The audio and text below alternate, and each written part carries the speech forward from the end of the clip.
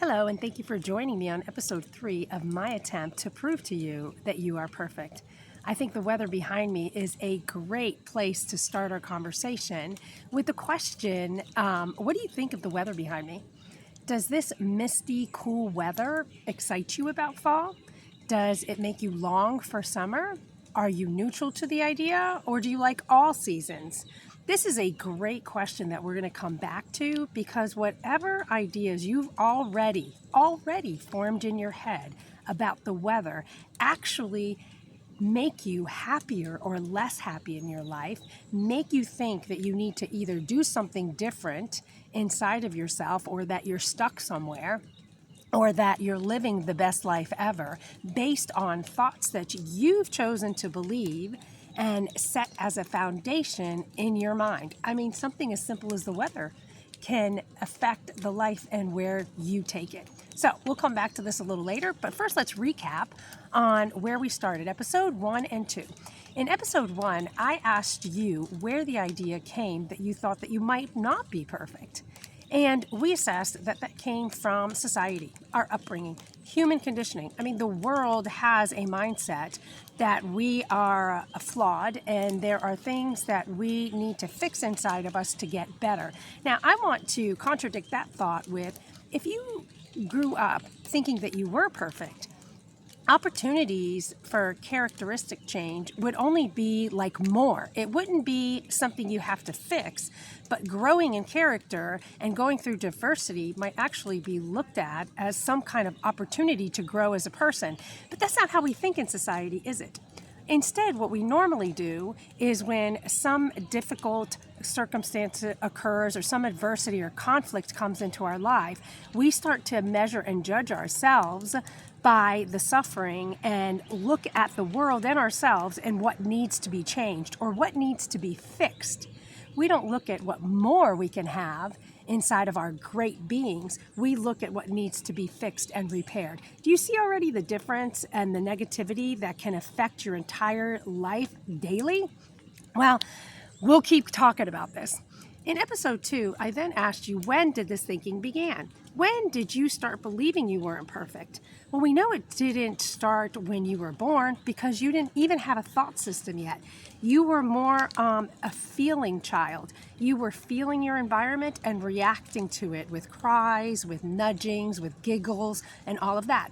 From that moment on, the people, your caregivers, the groups you were in, your environment, your economic stance, all of that had an influence on what you believed about yourself through the stimulations in your body. So if you were crying and your parents told you, don't cry, that's being a baby, then you believed that crying was a bad thing.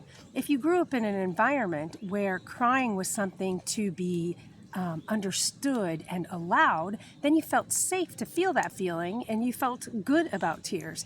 You see, you could have the very same stimulation, crying, and it be judged in two different ways by two different people. Now, let me ask you this question. Who's right and who's wrong?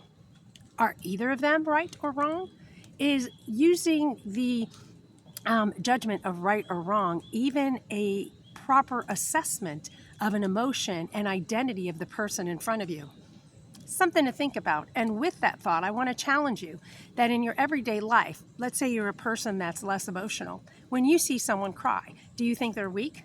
Do you think they're lacking in something, or that there's something broken inside of them that needs to be fixed? Are you the person, when you see someone crying, that looks at them and says, wow, they are emotionally intelligent.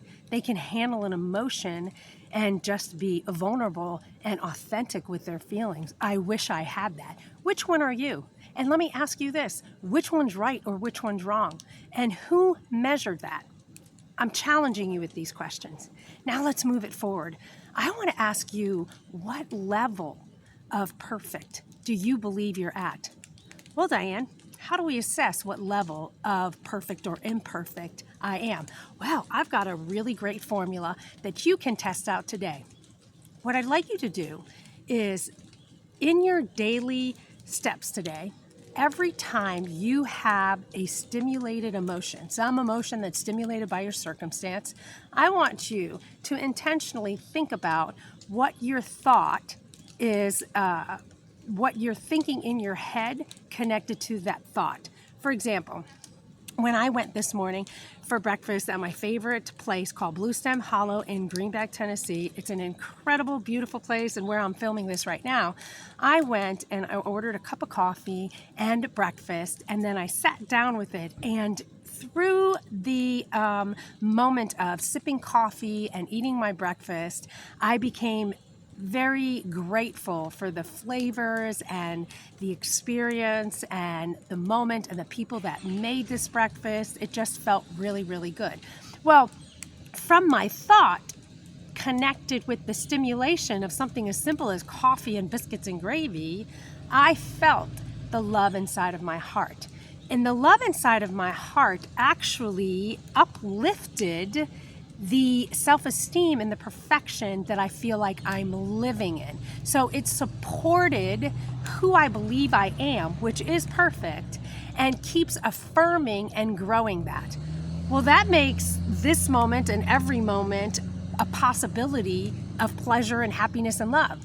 Now, if you're a person that got a cup of coffee and biscuits and gravy and you just ate it and didn't think anything about it, there's nothing happening to your self-esteem. You're at not a copacetic state, but you're at a state of kind of probably numbness that's not really feeling any reaction to life. And so your life is probably very flat, very uneventful, very boring.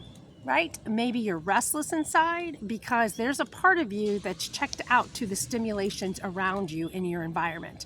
We have the opportunity every day to be stimulated by everything, something as simple as a cup of coffee to, let's say you got in a car accident. I know that's kind of like a negative thing, but I'm trying to be dramatic here. Something simple to something big. You are being stimulated as a human all day long, every day, from brushing your teeth to meeting someone new, to falling in love, to breaking up with someone.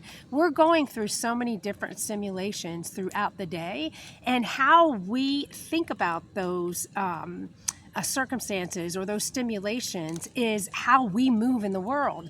And where do those thoughts come from? They came from somewhere in your childhood where you began to develop these ideas of right and wrong.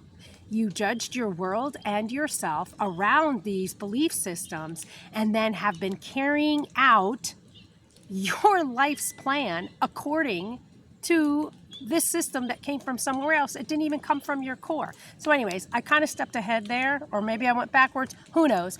But coming back to the picture of the exercise I want you to do. What I want you to do is in your daily walk today, in what you get stimulated by, I want you to intentionally think about what thought shows up with the circumstance. So if you haven't ever really thought about a cup of coffee, I want you to think about a cup of coffee. What are your thoughts on coffee? If you're walking your dog, I want you to think about what it feels like to walk with your dog and what ideas you have about walking with your dog. If you have no ideas about anything, I want you to notice that too, because going back to what I said before, if you're not feeling anything, or even thinking about your environment or the circumstances around you, you're probably numb. You probably are closed off to life right now and not intentionally living in your environment, which is great to know through this exercise, because if you're very bored in life, or if you're feeling restless, or if you're feeling like unfulfilled and empty inside, this is probably part of it, and it's very easy to change. Okay, another third way of thinking is if you open intentionally to pay attention to your environment this day, the stimulations and what thoughts are coming about. If you have very negative thoughts about everything, about people, about what you have to do, about yourself, about your body, you're going to see your level of perfection or imperfection. So I gave you 3 little examples of finding the pleasure in the stimulations throughout the day, of having no reaction at all to anything in your environment throughout the day, to negativity as your reaction or your thought connection to the environment that you're in today. This is a simple exercise to see where you're at. And today where you're at might be different than tomorrow. And I can promise you that when you start intentionally thinking about how you're judging your environment and the stimulations that occur from it that you will get to see who you are in this space and get to change it as quickly as today. Well, maybe not today for you, because I'm not going to give you the answer today. Today's exercise is just to start measuring what level of imperfection you think you are at. If you are seeing life in a very, very positive view, then you're probably full of love inside and probably have a really good connection with yourself and who you are, acceptance and unconditional love. If you're neutral, you're probably hiding from something. There's some stuff inside of you that needs to be dealt with and that you're afraid to, so you're kind of working on a default system, and that's okay.